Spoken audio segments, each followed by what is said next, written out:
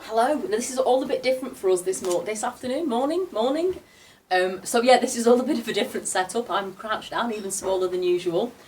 And we are, obviously it is the time of our Betwixtmas shawl. And lots of you have received the Betwixtmas shawl kits and you'll have received 3 gorgeous hanks twisted like this. Now, top tip, don't knit with a hank like this because you will just end up with a complete tangled mess. So we're going to show you how to wind it. Now we've got quite a bit of equipment here. This ball winder and we have a yarn swift. You don't need all of these. We're just going to show you. I'm quite lucky. I do have both of these. I use them. I use this quite a lot. I use this because I even wind some normal balls that I think are going to fall apart when I'm knitting. I use one of these to rewind them anyway, and I quite like that. I don't use my yarn swift very often. I'm quite likely to use husband or small child like that holding a hank, or a chair turned upside down, or the back of a chair. So you don't need all this, but you do need to wind it. So it's going to be a bit different this video, so apologies if it all goes a bit wrong. But this is your hank. So it comes twisted. Really, really easy to untwist it. It's also really easy to twist them back up again if you do it by mistake. All you do is just keep twisting, keep twisting, keep twisting, keep twisting.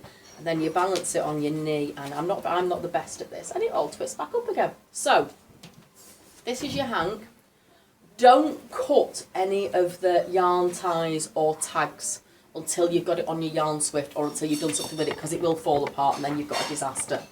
Right, so to set your hank up on your yarn swift, it goes in between these 2 levels, and it's quite easy to do. The yarn swift can be a bit delicate, so just be careful. This one particularly only tied with string, so just watch that. Get it in the middle, and that is it. And I've not untied anything. Now, I've got a pair of snips somewhere. Here we go. Take off labels and cut this, which you will see is where your yarn is tied together. Now, some hanks of yarn will use waste yarn for this bit, and you might have to go round and cut a few different ones. The King Cole alpaca, because I did have a little practice earlier just to make sure I didn't tell you any duff information. Not that you'll know for this video of practice, but there you go. So I've cut that little tag off. And then this, excuse me, sorry, walking in front of the camera, really bad thing to do. So that's on the yarn swift. Now if you're going to use a ball winder, remember to put your yarn through this little silver hook at the back. And I'm going to say remember because I never do and then wonder why it's not winding properly. There is a little tag there for your yarn to go in. And then this is as easy as it, and it's really hypnotic. And all you're doing is this. Look, I just love the way this works, and you could do this all day. I'm sure people do have jobs doing this. And this will give you the most lovely cake of yarn. So you need to wind all 3. Say it is quite therapeutic. I quite often, if I'm winding balls, get the kids to do it. I have to do it when the dog's not there, because I just said to Amy before, I have a huge golden retriever. He weighs 40 kilos. He's massive. And he can't stay in the room when the ball winder's going on. He's really, really scared of it. He's scared of most things, but there you go. So this is super quick. You can do it really quick, but it might ping off. These are, yeah, you're doing a 400 metre hank, it can take a bit of a while. But this shouldn't take long at all. I love it when it's all working properly. It is quite hypnotic and relaxing to do this. Nearly there. I would suggest you might want to do this before Christmas Eve, but I quite like this sort of preparation because it makes you feel like you're doing something really important, not just knitting, although knitting is obviously very important. Here we go, just get to the end and you should be able to just keep going. There you go. Pull it off. Oh, look at that. Oh, it feels really nice and soft as well. So that is the cake of yarn.